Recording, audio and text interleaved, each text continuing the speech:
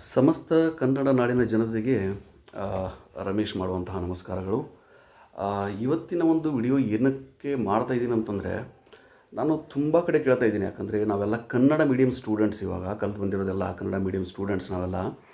So ಇವತ್ತಿನ ಆ, ಈ ಒಂದು ಇದರಲ್ಲಿ ನೋಡ್ತಾ ಇದ್ದರೆ ಹೆಂಗಾಗಿದೆ ಅಂತಂದರೆ, ಇವತ್ತಿನ ಒಂದು ನಾವು ಸಮಾಜದಲ್ಲಿ ನೋಡ್ತಾ ಇದ್ದೀವಿ ಅಂತಂದರೆ, ಕನ್ನಡ ಮೀಡಿಯಮ್ ಸ್ಕೂಲಲ್ಲಿ ಜನ ಸೇರೋಕ್ಕೆ ಬೇಡ ಅಂತಿದ್ದಾರೆ.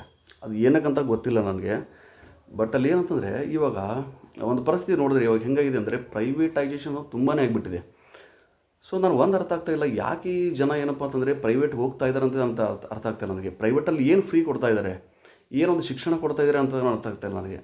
ಅಲ್ಲಿ ಒಂದು ಏನಂತಂದರೆ, ನಾನಿವಾಗ ಇವಾಗ ಕೆಲವೊಂದು ಏನಂದರೆ, ನನ್ನ ಮಗಳಿಗೆ ಯಾವಾಗಲೂ ಅಂದರೆ ನನ್ನ ಮಗಳಿಗೆ ಇವಾಗ ರೀಸೆಂಟಾಗಿ ಏನಂತಂದರೆ, ಇವಾಗ ಕನ್ನಡ ಮಾಧ್ಯಮ ಸ್ಕೂಲ್ಗಳೆಲ್ಲ ಸ್ಟಾರ್ಟ್ ಆಗಿಬಿಟ್ಟಿದೆ.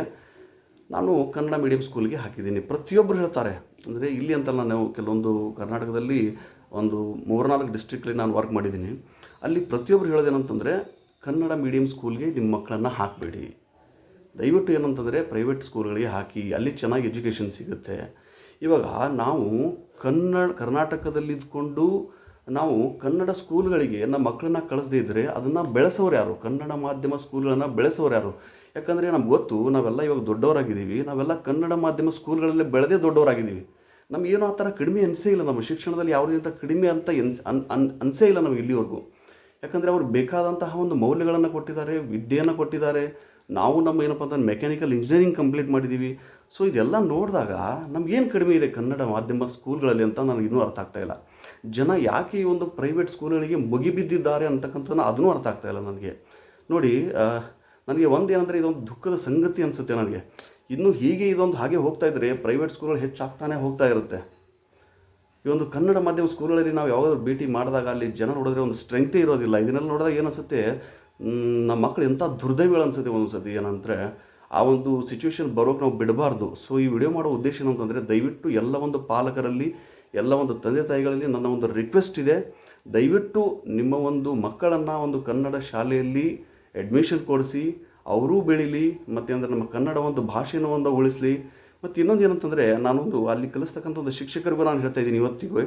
ನೋಡಿ, ಶಿಕ್ಷಕರು ಏನಂತಂದರೆ ಕನ್ನಡ ಮಾಧ್ಯಮ ಸ್ಕೂಲ್ಗಳಲ್ಲಿ ಏನು ಕಲಿಸ್ತಾ ಇದ್ದೀರಲ್ಲ, ಈ ಒಂದು ಪರಿಸ್ಥಿತಿ ಹೆಂಗೆ ಬಂದಿದೆ ಅಂತಂದರೆ, ಈ ಒಂದು ಮಕ್ಕಳ ಸಂಖ್ಯೆಗಳು ಕಡಿಮೆ ಆಗ್ತಾ ಹೋದ ಹಾಗೆ ಅದು ಎಲ್ಲಿ ಒಂದು ಏನಂತಂದರೆ ಎಂಥ ದುಸ್ಥಿತಿ ಬರುತ್ತೆ ಅಂತಂದರೆ, ಯಾವಾಗ ಕನ್ನಡ ಮಾಧ್ಯಮ ಸ್ಕೂಲ್ಗಳು ಬಂದಾಗುತ್ತೆ ಅಂತಕ್ಕಂಥದ್ದು ನಾವು ಊಹೆ ಕೂಡ ಮಾಡೋಕ್ಕಾಗೋದಿಲ್ಲ. ಒಂದು ಅರ್ಥ ಮಾಡ್ಕೊಳ್ಳಿ, ಶಿಕ್ಷಕರು ಕೂಡ ಅದು ಏನಾದರೂ ಮಕ್ಕಳು ಬರೋದು ಬಂದಾಗಿಬಿಟ್ರೆ, ಸ್ಕೂಲ್ ಬಂದಾಗಿದ್ರೆ, ನಿಮ್ಮ ಒಂದು ಇವಾಗ ಏನು ನೀವು ವರ್ಕ್ ಮಾಡ್ತಾ ಇದ್ದೀರಲ್ಲ, ಅದು ಕೂಡ ನಿಮ್ಮನ್ನು ಒಂದೊಂದು ಸತಿ ನಿಮ್ಮ ಸರ್ಕಾರಿ ಒಂದು ನೌಕರಿ ಕೂಡ ಒಂದು ಕಸಿದುಕೊಳ್ಳುವಂಥ ಒಂದು ಸ್ಥಿತಿಗೆ ಬಂದುಬಿಡುತ್ತೆ. ದಯವಿಟ್ಟು ಏನಂತಂದರೆ ಎಲ್ಲ ಪಾಲಕರು ಅರ್ಥ ಮಾಡ್ಕೊಳ್ಳಿ, ಒಂದು ಕನ್ನಡ ಮಾಧ್ಯಮದಲ್ಲಿ ನಿಮ್ಮ ಮಕ್ಕಳನ್ನು ಶಿಕ್ಷಣ ಕೊಡಿಸಿ, ಏನೂ ತೊಂದರೆ ಆಗೋದಿಲ್ಲ. ಎಲ್ಲ ರೀತಿಯಲ್ಲಿ ಒಂದು ಬೆಳೆದು ಅವರು ನಿಲ್ತಾರೆ ಅನ್ನೋ ಒಂದು ಭರವಸೆಯನ್ನು ನಾನು ಕೊಡ್ತಾಯಿದ್ದೀನಿ. ಯಾಕಂದರೆ ನೋಡಿ, ನಾನು ಒಂದು ಅರ್ಥ ಆಗ್ತಾಯಿಲ್ಲ. ಇವಾಗ ನೋಡಿ, ಕನ್ನಡ ಸ್ಕೂಲ್ ಮಾಧ್ಯಮಗಳಲ್ಲಿ ಇವಾಗ ಏನಂತಂದರೆ ಬಿಸಿ ಊಟ ಎಲ್ಲ ಇದೆ. ನಾವಿದ್ದಾಗ ಇರ್ತಿರಲಿಲ್ಲ ಮೊದಲು. ಒಂದು ಕನ್ನಡ ಒಂದು ಶಿಕ್ಷಣ ಮಾತ್ರ ನಾವು ತೊಗೊಂಡ್ವಿ. ಈವನ್ ಜನರಿಗೆ ಏನಂತಂದರೆ, ಇವತ್ತೊಂದು ಮಕ್ಕಳಿಗೆ ಒಂದು ಶಿಕ್ಷಣದ ಜೊತೆಗೆ ಅವರಿಗೆ ಏನಂದರೆ ಬಿಸಿ ಊಟ ಕೂಡವನ್ನು ಕೊಡ್ತಾ ಇದ್ದಾರೆ. ಅಲ್ಲಿ ನೋಡಿ, ಎರಡನ್ನ ಒಂದು ತೊಗೊಂಡಾಗ, ಇದೊಂದು ಏನಂದರೆ ಒಂದು ಸರ್ಕಾರಿ ಶಾಲೆ, ಇಲ್ಲೊಂದು ಪ್ರೈವೇಟ್ ಶಾಲೆ ನೋಡಿದಾಗ, ಇಲ್ಲಿ ಸರ್ಕಾರಿ ಶಾಲೆಗಳಲ್ಲಿ ಎಲ್ಲ ಒಂದು ಏನಪ್ಪ ಅಂತಂದರೆ ಸವಲತ್ತಿದೆ. ನಿಮಗೆ ಫ್ರೀ ಶಿಕ್ಷಣ ಕೊಡ್ತಾರೆ, ಸ್ಕೂಲ್ ಬ್ಯಾಗ್ ಕೊಡ್ತಾರೆ, ಪುಸ್ತಕ ಕೊಡ್ತಾರೆ, ಬಟ್ಟೆ ಕೊಡ್ತಾರೆ, ಶೂಸ್ ಕೊಡ್ತಾರೆ, ಎಲ್ಲವನ್ನು ಕೊಡ್ತಾರೆ. ಆದರೆ ಈ ಒಂದು ಪ್ರೈವೇಟ್ಸ್ ಒಂದು ನೀವು ಸ್ಕೂಲಲ್ಲಿ ನೋಡಿದಾಗ ನಿಮ್ಗೆ ಏನು ಫ್ರೀ ಇದೆ ಇಲ್ಲಿ? ಏನೂ ಫ್ರೀ ಇಲ್ಲ ನಿಮಗಲ್ಲಿ. ಅರ್ಥ ಮಾಡ್ಕೊಳ್ಳಿ ಇದನ್ನು. ಇದು ಒಂದು ಪಾಯಿಂಟ್. ಆದರೆ ಇನ್ನೊಂದು ಏನಂತಂದರೆ, ನೆಕ್ಸ್ಟ್ ನೀವು ನೋಡಿ, ನಮ್ಮ ಕನ್ನಡ ಮಾಧ್ಯಮ ಸ್ಕೂಲ್ಗಳಲ್ಲಿ ಮಕ್ಕಳು ಎಷ್ಟು ಚೆನ್ನಾಗಿ ಒಂದು ಫ್ರೀಡಮಿಂದ, ಒಂದು ಸ್ವತಂತ್ರದಿಂದ ಏನಪ್ಪ ಅಂತಂದರೆ ಆಟ ಆಡಿಕೊಂಡು ಪಾಠ ಕಲಿತಾರಲ್ಲಿ. ಆದರೆ ಈ ಒಂದು ಸ್ವಾತಂತ್ರ್ಯವನ್ನು ನಿಮ್ಗೆ ಏನಂತಂದರೆ, ಈ ಒಂದು ಪ್ರೈವೇಟಲ್ಲಿ ಸ್ಕೂಲ್ ಇರ್ತಕ್ಕಂಥ ನಿಮ್ಗೆ ಕೊಡೋದಿಲ್ಲ. ಬರೀ ಏನಂತಂದರೆ ಶಿಕ್ಷಣ, ಇದನ್ನು ಕಲಿ, ಅದನ್ನು ಕಲಿ, ಒಂದು ಪ್ರೆಷರ್ ಕ್ರಿಯೇಟ್ ಮಾಡ್ತಾರಲ್ಲಿ. ಅರ್ಥ ಮಾಡ್ಕೊಳ್ಳಿ ಅದನ್ನು. ನಿಮಗೆ ಮಕ್ಕಳು ಏನಂತಂದರೆ ಬಂದ ತಕ್ಷಣ ಹೇಳೋದಿಲ್ಲ ಯಾವುದನ್ನು. ನೀವು ತಂದೆ ತಾಯಿ ಆದವರನ್ನು ಅರ್ಥ ಮಾಡ್ಕೋಬೇಕು. ಮಕ್ಕಳು ನಾವು ಏನಂತಂದರೆ, ಅವ್ರಿಗೆ ಇನ್ನೊಂದು ಮ್ಯಾಚುರಿಟಿ ಲೆವೆಲ್ ಇರೋದಿಲ್ಲ. ಅವ್ರು ಆಟ ಆಡೋಂಥ ವಯಸ್ಸಲ್ಲಿ ನಾವು ಅವ್ರಿಗೆ ಅದನ್ನು ಕಲಿ, ಇದನ್ನು ಕಲಿ ಅಂತಂದರೆ ಏನು ಕಲಿಬೇಕು ಆ ಹುಡುಗರು? ಅರ್ಥ ಮಾಡ್ಕೊಳ್ಳಿ. ನಾನು ನಿಮ್ಗೆ ಯಾಕೆ ನಿಮ್ಮ ಮಕ್ಕಳನ್ನ ಹಾಕ್ತಾಯಿದ್ರಿ ಅಂತ ನಾನು ಕೇಳ್ತಾ ಇಲ್ಲ. ಬಟ್ ಅವರ ಒಂದು ಏಜ್ಗೆ, ಅವರ ಒಂದು ಕಲಿಕೆಗೆ ನಾವು ಎಷ್ಟು ಕೊಡಬೇಕು ಅಷ್ಟನ್ನೇ ಕೊಟ್ಟರೆ ಆ ಒಂದು ಮೆದುಳಿಗೂ ಕೂಡ ಏನಂತಂದರೆ ಪ್ರೆಷರ್ ಇರೋದಿಲ್ಲ. ಅರ್ಥ ಮಾಡ್ಕೊಳ್ಳಿ. ಸೊ ಇನ್ನೊಂದು ಏನಂತಂದರೆ, ಒಂದು ಫ್ರೀಡಮ್ ಇರಬೇಕು ಕಲಿಬೇಕಾದ್ರೆ. ಇವಾಗ ಪ್ರೈವೇಟ್ ಶಿಕ್ಷಣದಲ್ಲಿ ಏನಾಗ್ಬಿಡುತ್ತೆ ಅಂತಂದರೆ, ನೀವು ಅಲ್ಲಿ ಏನು ನೋಡಿದ್ದೀರಾ, ಆ ಶಿಕ್ಷಕರಲ್ಲಿ ಏನಿರುತ್ತೆ ಅಂಥದ್ದು ನೋಡಿ. ಪ್ರತಿಯೊಂದು ಎಲ್ಲವನ್ನು ಅವ್ರು ಹೇಳ್ಕೊಟ್ಟಾಗ, ಇವಾಗ ಕನ್ನಡ ಶಾಲೆಯಲ್ಲೂ ಶಿಕ್ಷಕರು ಕಲಿಸ್ತಾರೆ. ಏನೂ ಒಂದು ಇದು ಇರೋದಿಲ್ಲ. ಮನೇಲಿ ಬಂದುಬಿಟ್ಟು ನಾವು ತಂದೆ ತಾಯಿಗಳು ಕೂಡ ಅಲ್ಲಿ ನಾವೇನಂತಂದರೆ ಒಂದು ಸ್ವಲ್ಪನಾದರೂ ನಮ್ಮ ಒಂದು ಎಫರ್ಟ್ ಹಾಕಲೇಬೇಕಾಗುತ್ತೆ ಮಕ್ಕಳ ಶಿಕ್ಷಣದ ಮೇಲೆ. ಅದೇನಂತಂದರೆ ಯಾವ ಟೀಚರ್ಸ್ ಏನಂತಂದರೆ ಪ್ರತಿಯೊಂದು ಎಲ್ಲವನ್ನು ಅವರೇ ಕಲಿಸ್ಕೊಡೋದಿಲ್ಲ, ನಾವು ಕೂಡ ಅದರಲ್ಲಿ ಪಾಲ್ಗೊಳ್ಬೇಕಾಗುತ್ತೆ ತಂದೆ ತಾಯಿಗಳು. ಇವಾಗ ಒಂದು ನೋಡಿ, ಇವಾಗ ಇನ್ನೊಂದು ಏನಂತಂದರೆ ಇವಾಗ ನಾವು ಪ್ರೈವೇಟ್ ಒಂದು ಸ್ಕೂಲಲ್ಲಿ ಶಿಕ್ಷಣವನ್ನು ಕಲಿಸಿರ್ತೀವಿ. ಅವ್ರು ಏನು ಮಾಡ್ತಾರೆ, ವಾಟ್ಸಪ್ಪಲ್ಲಿ ಒಂದು ಗ್ರೂಪ್ ಮಾಡಿಬಿಟ್ಟಿರ್ತಾರಪ್ಪ, ಹೌದಾ? ವಾಟ್ಸಪ್ಪಲ್ಲಿ ಮೆಸೇಜ್ ಹಾಕ್ತಾರೆ, ನೋಡಿ ನಿಮ್ಮ ಮಗನ ಈ ಥರ ಸರಿಯಾಗಿ ಇದು ಮಾಡ್ತಾಯಿಲ್ಲ, ಅವ್ನು ಇದನ್ನು ಮಾಡ್ತಾ ಇದ್ದಾನೆ, ಸರಿಯಾಗಿ ಓದಿಸಿ, ಅವನಿಗೆ ಹೋಮ್ವರ್ಕ್ ಮಾಡಿಸಿ. ನೋಡಿ, ನಾವು ಕನ್ನಡ ಮಾಧ್ಯಮದಲ್ಲಿ ಕಲ್ತಕ್ಕಂತಹ ಒಂದು ಮಕ್ಕಳೇನಿದೀವಲ್ಲ, ನಾವು ಯಾವತ್ತು ಒಂದಿನ ನಾವು ತಂದೆ ತಾಯಿಗಳೇನಂತಾರೆ ಸ್ಕೂಲ್ಗೆ ಹೋಗಿ ಕೇಳಿಲ್ಲ. ಯಾಕಂದರೆ ನಮಗೊಂದು ಶಿಕ್ಷಕರ ಮೇಲೆ ಒಂದು ನಂಬಿಕೆ, ಅವ್ರು ಕಲಿಸ್ತಾರೆ ಬಿಡಿ ಅಂತಕ್ಕಂಥದ್ದನ್ನು. ಇವಾಗ ಎಲ್ಲಿದೆ ರೀ ನಂಬಿಕೆ ಟೀಚರ್ಸ್ಗಳ ಮೇಲೆ? ಆದರೂ ನೀವೇನಂತಂದರೆ ಒಂದು ಮಕ್ಕಳು ಬೆಳೀಲಿ, ಚೆನ್ನಾಗಿರಲಿ ಅಂತಕ್ಕಂಥ ಒಂದು ಉದ್ದೇಶದಲ್ಲಿ ನೀವು ಹಾಕ್ತಾ ಇದ್ದೀರಾ. ಬಟ್ ಅಲ್ಲಿ ಏನು ನಡೀತಾ ಇದೆ ಅಂತಕ್ಕಂಥ ನೀವು ಅರ್ಥ ಮಾಡ್ಕೊಳ್ತಾ ಇಲ್ಲ. ಸ್ವಲ್ಪ ಅರ್ಥ ಮಾಡ್ಕೊಳ್ಳಿ ತಂದೆ ತಾಯಿಗಳಾದವರು. ಪ್ರೆಷರ್ ಕ್ರಿಯೇಟ್ ಮಾಡಬೇಡಿ ಮಕ್ಕಳಿಗೆ ಅನ್ನೆಸೆಸರಿಯಾಗಿ. ನೀವು ಕೂಡ ಹೋಗಬೇಕು. ನೀವೇನಕ್ಕೆ ಹೋಗಬೇಕು? ಅಷ್ಟೆಲ್ಲ ದುಡ್ಡು ಕೊಟ್ಟು ಒಂದು ಪ್ರೈಮರಿ ಸ್ಕೂಲ್ಗೆ ಒಂದನೇ ಒಂದು ತರಗತಿಯಲ್ಲಿ 50,000 ತೊಗೋತಾ ಇದ್ದಾರೆ ಇವಾಗ ಪ್ರೈವೇಟೈಸೇಷನ್ ಅವರು. ಸೊ ಏನು ಮಾಡ್ತಾ ಇದ್ದಾರೆ, 50,000 ತೊಗೊಂಡು ಏನು ಕಲಿಸ್ತಾ ಇದ್ದಾರೆ ನಿಮ್ಮ ಮಕ್ಕಳಿಗೆ? ಒಂದು ABCD 26 ಅಕ್ಷರ ಮತ್ತು ಕನ್ನಡ ಅದನ್ನು ಕಲಿಸೋಕ್ಕಾಗೋದಿಲ್ಲ ನಿಮ್ಮ ಮನೇಲಿ ಕೂತ್ಕೊಂಡು? ನಂದೊಂದು ಕ್ವಶನ್ ನಿಮಗೆ ಅಷ್ಟೇ, ಅರ್ಥ ಮಾಡ್ಕೊಳ್ಳಿ ಇದನ್ನು. ತಂದೆ ತಾಯಿಗಳು ಇಷ್ಟು ಒಂದು ಮಕ್ಕಳಿಗೆ ಕಲಿಸೋಕ್ಕಾಗೋದಿಲ್ಲ ನಿಮಗೆ. ಮತ್ತು ಇನ್ನೊಂದು ಏನಂತಂದರೆ ನೋಡಿ, ಈ ಕನ್ನಡ ಮಾಧ್ಯಮ ಸ್ಕೂಲ್ಗಳೆಲ್ಲ ಏನಂತಂದರೆ ವಿತಿನ್ ಸಿಟಿಯಲ್ಲೇ ಇರುತ್ತೆ. ನಿಮ್ಮ ಮಕ್ಕಳು ಕೂಡ ಏನಂತಂದರೆ ನಿಮ್ಮ ಕಣ್ಣು ಮುಂದೆನೇ ಇರ್ತಾರೆ, ಹೋಗ್ತಾರೆ ಬರ್ತಾರೆ, ಆರಾಮಾಗಿ ಏನಂತಂದರೆ ವಾಕ್ ಕೂಡ ಮಾಡ್ಬೋದು. ಆದರೆ ಪ್ರೈವೇಟಲ್ಲಿ ಹೆಂಗಿಲ್ವಲ್ಲ ನಿಮಗೆ? ಏನಾಗ್ಬಿಟ್ಟಿದೆ ಇವಾಗೆಲ್ಲ ಫ್ಯಾಕ್ಟ್ರಿ ಥರ ಜೀವನ ಆಗಿಬಿಟ್ಟಿದೆ ಅವ್ರದ್ದು ಕೂಡ. ನೋಡಿ, ನಾವು ಬೆಳಗ್ಗೆ ಎದ್ದ ತಕ್ಷಣ ಏನು ಮಾಡ್ತೀವಿ, 8 ಗಂಟೆಗೆ ಒಂದು ಬ್ಯಾಗ್ ಹಿಡ್ಕೊಂಡ್ಬಿಟ್ವಿ ಅಂತಂದರೆ ಮುಗೀತು.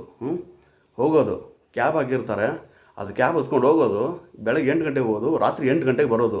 ಸೊ ಹಂಗಾಗಿಬಿಟ್ಟಿದ್ರಿ ಜೀವನ ಮಕ್ಕಳದು ಕೂಡ. ಇದು ಬೇಕಾ ನಮಗೆ? ನಮ್ಮ ಥರ ಅವರು ಸಫರ್ ಆಗಬೇಕೇನ್ರಿ?